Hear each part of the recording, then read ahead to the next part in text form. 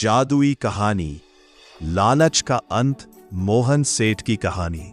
एक छोटे से कस्बे के किनारे जहां धूल भरी सड़कें और पुराने मकान थे, वहीं रहता था मोहन सेठ। लगभग 45 साल का मोहन, मोटा शरीर, गोल चेहरा, छोटी छोटी तेज आंखें और हर समय पैसे गिनने की आदत, यही उसकी पहचान थी। वह महंगे रेशमी कपड़े पहनता था, गले में सोने की चेन और उंगलियों में भारी अंगूठियां रहती थीं। लेकिन उसके पास सबसे ज्यादा जो चीज थी वह था उसका लालच। कस्बे में हर कोई उसे जानता था, लेकिन कोई उसे पसंद नहीं करता था। मोहन का बड़ा व्यापार था। वह अनाज, सोना और जमीन खरीदता बेचता था, लेकिन उसके अंदर कभी संतोष नहीं था। अगर उसके पास 100 रुपए होते तो वह 1000 चाहता, और अगर 1000 होते तो 10,000। वह गरीबों को उधार देता, लेकिन बदले में उनकी जमीन छीन लेता। लोग अक्सर कहते थे, मोहन के पास सब कुछ है लेकिन दिल नहीं है। एक रात जब पूरा कस्बा गहरी नींद में था, मोहन अपने कमरे में बैठा पैसे गिन रहा था। अचानक उसके कमरे में एक ठंडी हवा चली, दिया अपने आप हिलने लगा, और तभी उसके सामने एक बूढ़ा साधु प्रकट हुआ।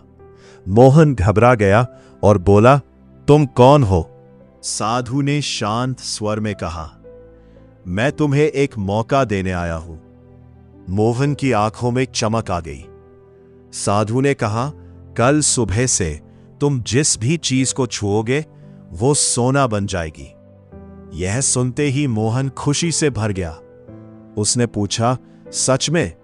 साधु ने मुस्कुराते हुए कहा, हां, लेकिन ध्यान रखना, हर वरदान एक परीक्षा होता है। और इतना कहकर वो साधु गायब हो गया। अगली सुबह जैसे ही मोहन उठा, उसने सबसे पहले अपनी कुर्सी को छुआ और वो तुरंत सोने की बन गई।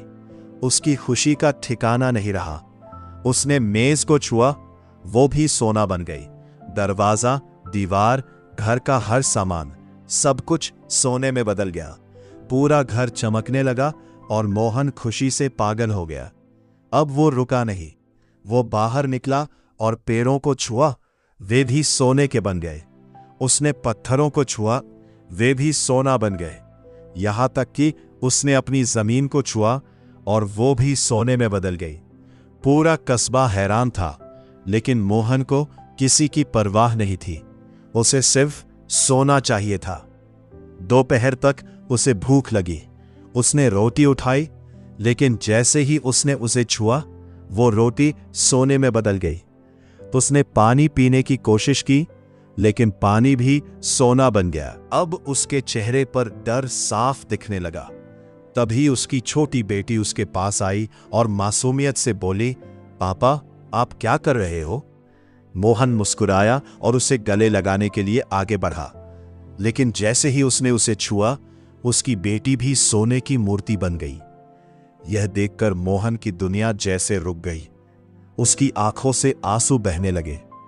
अब उसके पास सब कुछ था, लेकिन कुछ भी नहीं था। ना खाना, ना पानी, ना परिवार।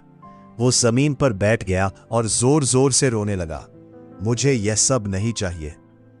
तभी अचानक वही साधु फिर से उसके सामने प्रकट हुआ। उसने शांत स्वर में पूछा, क्या हुआ मोहन? तुम तो बहुत खुश थे।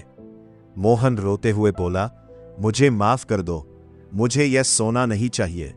मुझे मेरा परिवार वापस चाहिए। साधु ने कहा, अगर तुम सच में बदल गए हो तो इस नदी का जल छूकर सब कुछ ठीक कर दो। यह सुनते ही मोहन तुरंत दौड़ पड़ा।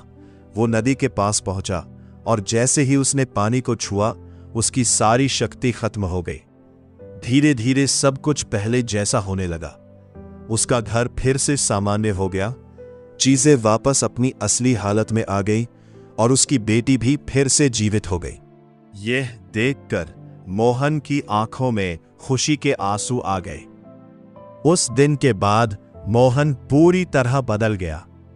अब वह गरीबों की मदद करने लगा, ईमानदारी से व्यापार करने लगा, और सबसे बड़ी बात, उसने संतोष में जीना सीख लिया। अब लोग उससे डरते नहीं थे, बल्कि उसका सम्मान करते थे। और तभी उसे समझ आया कि असली दौलत सोने में नहीं, बल्कि रिश्तों और सच्चाई में होती है।